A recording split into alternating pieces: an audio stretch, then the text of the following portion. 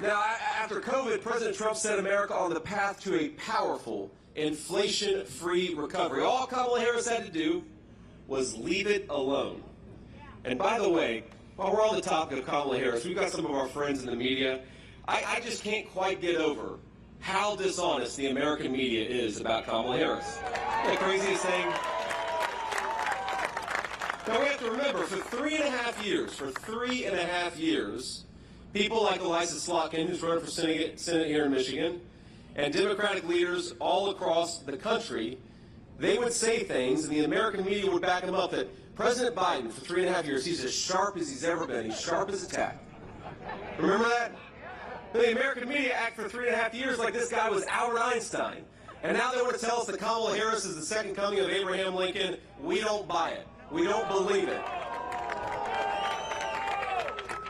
What she actually did, what the actual record is that she inflicted the American people with the worst affordability and inflation crisis in generations. Now, this is not rocket science, my friends. When inflation happens, when the government spends and prints money that we don't have, that makes your hard-earned money worthless. And that makes Kamala Harris directly responsible for this inflation disaster because she cast the tie-breaking vote on nearly $2 trillion in reckless spending. Not just that, she then cast another tie-breaking vote on a radical left-wing spending wish list, which spent millions and billions of dollars on green energy scams. That was another couple $1 trillion. And while they weakened the dollar, Biden and Harris cracked down on American energy. That is a recipe for the terrible affordability crisis that we have on this country. You combine that with the regulatory agenda, you combine the energy problems, you combine the trillions of dollars in reckless spending, and you have got inflation into the stratosphere.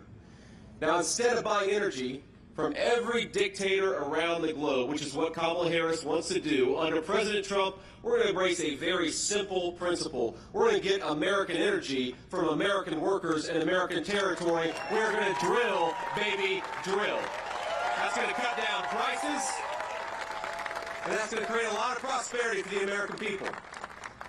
Now, Kamala Harris and her Democrat friends, they didn't just shut down American energy, print trillions of dollars, they also extended, we forget this, the economy-crushing lockdowns, and then they overran the country with tens of millions of illegal aliens. Now, you bring in 30 million people and you weaken the dollar, that is how you get the inflation crisis that we have. Now,